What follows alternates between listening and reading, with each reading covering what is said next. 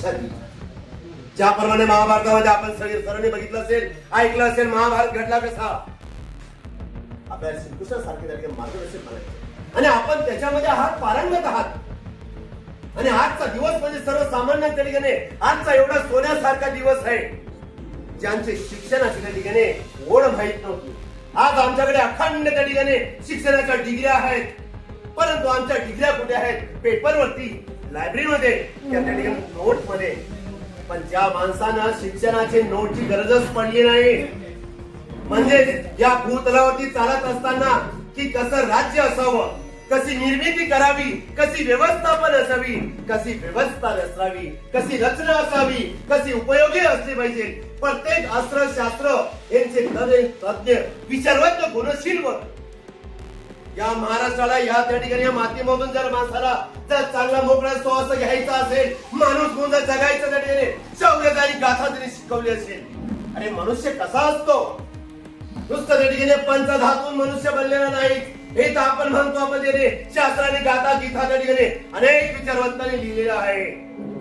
परंतु ह्या माणसाने हा देह कसा जगावा, कसं वागावं. अरे मनुष्य म्हणून जगण्यासाठी आपल्या त्या ठिकाणी स्वतःच स्वातंत्र्य नव्हतं.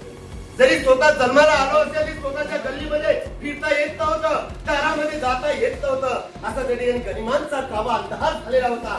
असं त्या ठिकाणी सर्वीकडे त्या ठिकाणी जसं काही गनिमांनी घेरून ठेवलं होतं. म्हणजे गिधाडांची अशी चाल होती, अंधकार झालेला होता की एक व्यक्ती मनुष्य म्हणून जगत नव्हता.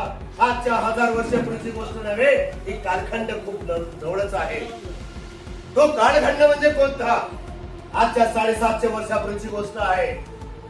ज्या काळामध्ये माणूस माणसाला ओळखता येत नव्हतं, माणूस माणसाला माणूस म्हणून जगता येत नव्हतं. अशा कालखंडात सोन्यासारखा, सूर्यासारखा तेज प्रतापी राजा शिवछत्रपती शिवाजी महाराजांचा जन्म झाला आणि त्याच्या नंतर या काळच बदलला आणि आज त्यांचा शिवराज्याभिषेक दिवस सोहळा आहे. आज हा आम्हाला त्या ठिकाणी एक शौर्याचा, अभिमानाचा आणि प्रत्येकाला त्या ठिकाणी सरसंकार करणाऱ्या राहा द्या. ज्या काही त्या ठिकाणी सह्याद्रीचं वारासारखं असं सुद्धा माणसाला मन पेलवणार, प्रत्येकाच्या हृदयामध्ये त्या ठिकाणी झेलणार, माणसासारखं अभिमानानं छात्रासारखं अनेक वारं झेलू शकतो. आज आपण सर्वांनी बघू शकतो त्या ठिकाणी की आम्ही महाराजांना बघितलं नाही. बघितलं आपल्यापैकी कोणी?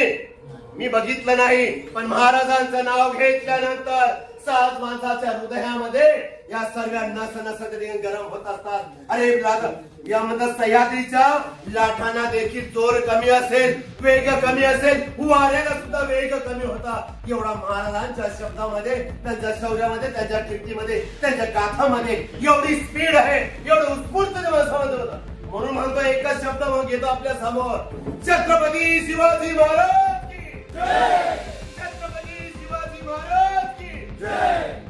मी पुढचं बोललो नाही की जय म्हणाले बोललो नाही, तरी देखील तुम्ही सर्वांनी म्हटलं अरे यालाच म्हणतात मनुष्य, यालाच म्हणतात की देवरातले देव. आणि आमच्या डोक्यावरचं छत कसं राहिलं हे आपल्या सगळ्यांच्या इतिहासातून आपल्या की जय याच्यावर त्या ठिकाणी स्वाभिमान माणसाला कळाला की कसा असावा मनुष्य. अरे कसा राजावंत असा, कसा त्या ठिकाणी प्रज्ञावंत असावा, कसा दयावंत असावा, त्या ठिकाणी कसा कृतिशील असावा. त्या ठिकाणी या आपल्या सर्वांच्या की जय या शब्दातून प्रगट झालेला आहे. आम्ही नसताना सुद्धा, आम्ही बघितलं नसताना सुद्धा एवढं शौर्य आमच्या हातामध्ये नसामध्ये सळसळ करून येतात आणि अभिमानानं, प्रेमानं, आपुलकीनं जणू की आमचा देवच आहे. हो देवच आहे, कारण की त्या देवामुळे तुम्ही आम्ही सर्वजण या क्षेत्रामध्ये आहोत. आणि आज आम्ही RSPची ट्रेनिंग घेत आहोत. अहो RSPची ट्रेनिंग हे घ्यायची काळाची गरज आहे. म्हणजे कशी? आज तुम्ही सर्व शिक्षक म्हणजे शाळेमध्ये कार्य करताय, कुणाला 10 वर्षे, कुणाला 4 वर्षे, कुणाला 15 वर्षे, कुणाला 20 वर्षे,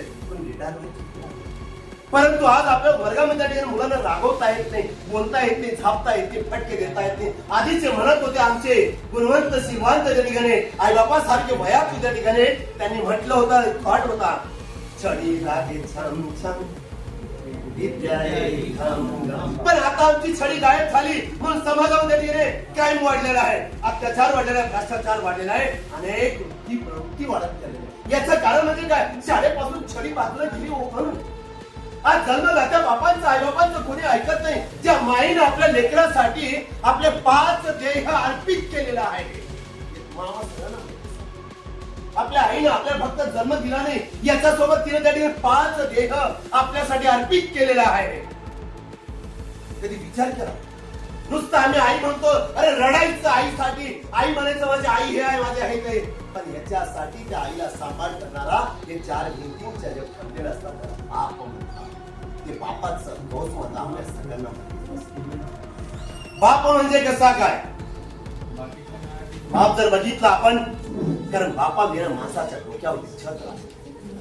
घरातल्या स्त्रीला स्त्री पण येत नाही, घराचं सौंदर्य त्या ठिकाणी वाढत नाही बाप जर नसेल तर. अरे बाप हा आपल्या मोठमोठ्या संकटात दिसला, लहान संकटात दिसला नाही. म्हणून त्या ठिकाणी आज शाळेमध्ये जेवढे घटना परघटना होत असतात, त्याचा नियम त्या ठिकाणी आपल्याला नेहमी दर आठवड्यात 3 ते 4 5 तास या सन्मान येतात आणि शिक्षकाची कोचिंग होऊन जात असते. पण अशाच भूतलामध्ये अशाच ठिकाणी आपल्यातले शिक्षक आहेत ज्यांनी आपल्याचे ठिकाणी येणाऱ्या भावी पिढीसाठी की कसं त्यांनी जगावं, कसं चांगलं राहावं अशी व्यवस्था पण केलेली आहे. म्हणजे तेच म्हणजे RSP अधिकारी आपल्या समोर बसलेले.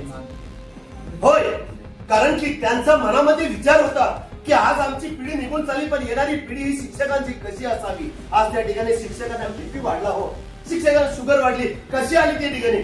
खाणं पिणं नंतरची गोष्ट आहे, पण नेहमी माणसाला सतावणारा विचार त्याने शाळेमध्ये खंतमध्ये मनामध्ये व्यक्त होत असतो, धगधग असतं. दुसऱ्या दिवशी शिक्षक शाळेत येत नाही, त्या लेकराला बघत नाही आणि त्याला बघितल्यानंतर झालं वाढत असं बेटा, तेव्हा त्याला बरं वाटतं, तो हसतो छान वाटतो. जर त्याने जर तिरपे डोळे केले, मास्तरची तिथंच फाडून जाते, आज याचा वडील येणार आहे आणि माझं काहीतरी होणार आहे अशा भीतीने त्याने रात्रभर झोपत नाही, एक थेंब पाण्याचा घेत नाही. तो म्हणजे बापाचं कातड असतं. कारण तो बाप त्या ठिकाणी त्याला कळतं की माझ्या लेकराच्या सुरक्षेसाठी, त्याच्या भविष्यासाठी मी त्याला ओरडलो होतो. कारण विद्यार्थी म्हणत नाही, पहिलं बापाचं प्रेम व्यक्त करत असतो, विद्यार्थी हा नंतर येत असतो. शिक्षक जरी असेल दादा, शाळेत बाप म्हणून पहिलं कर्तव्य नको. त्याला वाटतं की जे मला येतं ते मी सर्व लेकरांपुढे ठेवावं, पूर्ण लेकरांजवळ भिजून जावं. ज्याप्रमाणे आई त्याने कपडे धुत असते, कपडे धुत असताना पिळून काढते आणि पिल्ल्यानंतर सुकवते, त्या बापाला तेच वाटतं की माझ्या लेकराला माझ्या ज्ञानानं त्याला पूर्ण मी त्याला बांधून द्यावा. एक थेंब माझा रक्ताचा, माझा ज्ञानाचा, कौशल्याचा, माझ्या हुशारकीचा हा माझ्या लेकरांना द्यावा.